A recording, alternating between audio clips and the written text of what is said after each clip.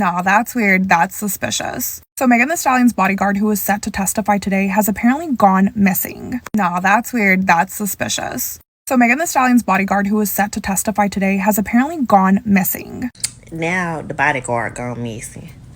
I'm so tired of y'all acting slow. Look at this shit. I had to put myself at the top of the screen. Look at this bullshit. Now Justin gone missing. Really? Then nobody don't want to talk about how his DNA wasn't found on the gun, but a female's DNA was found on the gun.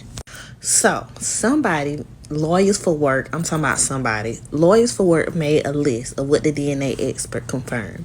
Tori's DNA is not on the gun or the magazine. The DNA test on the gun was inconclusive. Can't say DNA was Tori's or that it wasn't.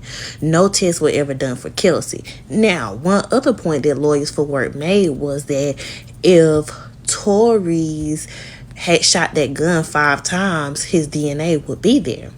One moment. Let me catch you up on what happened with the DNA experts. So both of the DNA experts said pretty much the exact same thing with very minute differences. Here's the basics, and then I'll tell you what I think.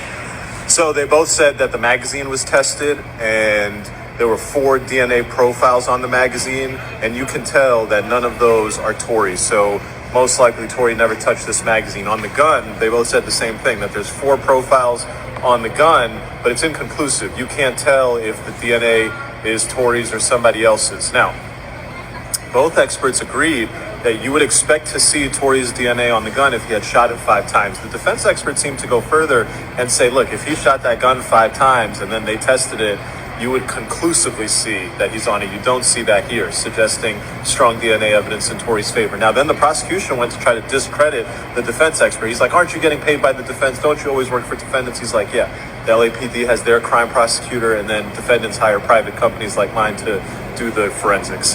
It's like, oh, okay, well, how much are you getting paid? The guy's like $250 an hour. How much has he paid you total? The guy's like $6,000. It's like, oh, well. Y'all, I swear, this is a telenovela. Because Justin Edison, Megan Thee Stallion's former bodyguard, is now considered a missing person. He was supposed to appear in court to testify on Friday.